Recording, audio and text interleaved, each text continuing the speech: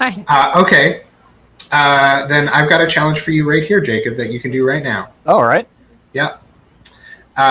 It says, Jacob, without interference of an impulsive partner, I'm not sure why that's there, describe your personal design of heraldry.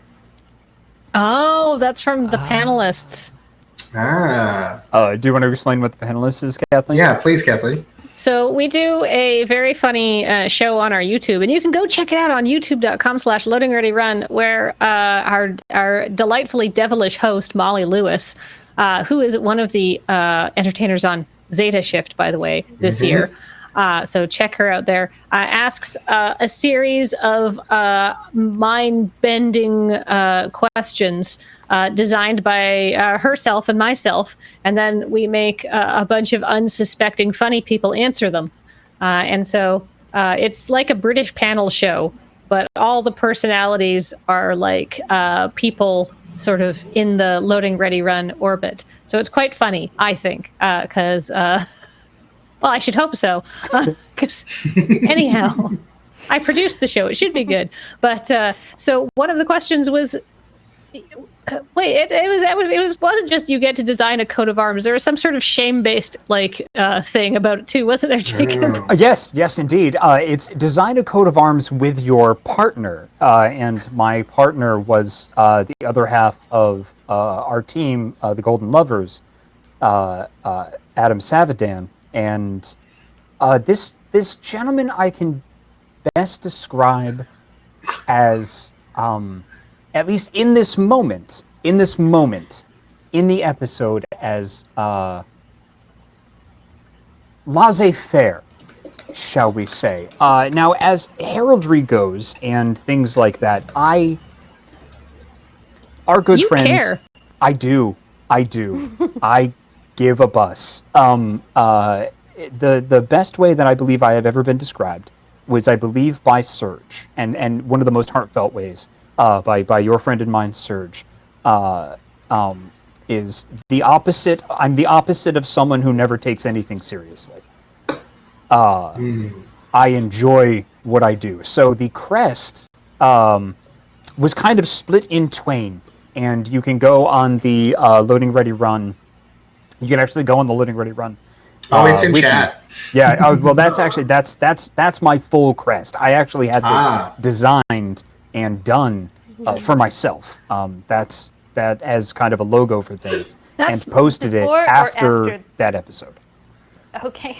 That's much better than what you came up with, Adam. I'm just putting that out there. So yeah, you wanna walk us through that, Jacob? I do indeed. I tried. Hold on just a second here.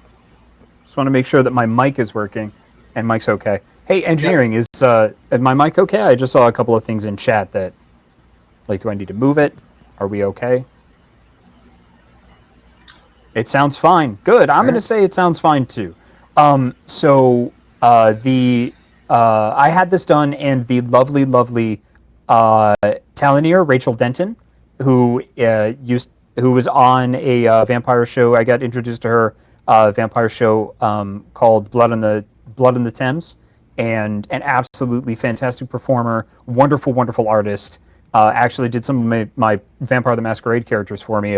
My buddy Ryan commissioned art from her, and I was like, oh my god, this is incredible. So I commissioned her to do this for me. So this crest is my actual crest, with the filigree on the outside. I enjoy non-standard shields, so the general standard shield is just either a round kind of buckler, or you're just line at the top and then it meets down at the bottom.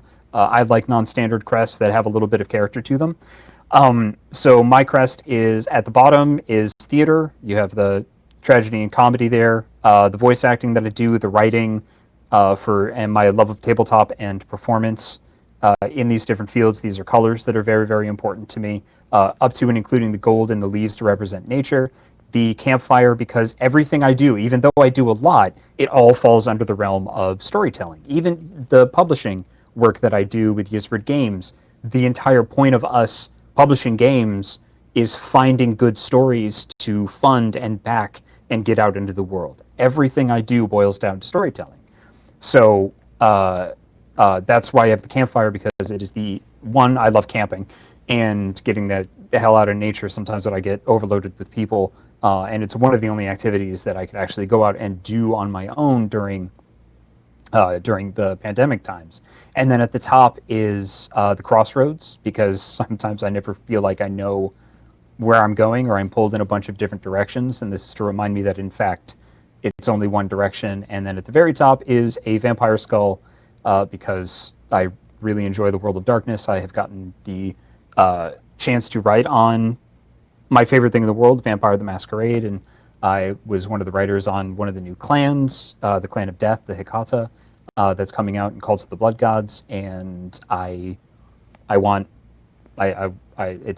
is my favorite thing, and literally was something that saved my life when I was a kid. It was I had a really, really rough childhood, and Vampire the Masquerade and the World of Darkness gave me something to hold on to. So that's why it's there at the top, because the entire caveat of the World of Darkness is, even if you walk through the darkness, always carry a light, and that's what I try to do, and that's my crest. And I like ivy and vines and leaves and bus. Man, I'm trying to get back into the no swear mode. It is difficult. It really is. It's one of those things that it's much easier to do when we're all in the same room together, because you pick up on it. And also, I don't know how much everybody else does this, but I find that I tend to not swear off camera either. I very much associate it with the physical venue kind of thing. Like I'll occasionally, but even off camera, I'll still be like, "Oh, this is being a pain in the bus," kind of thing, and I'll be like, "I'm nowhere near the stage."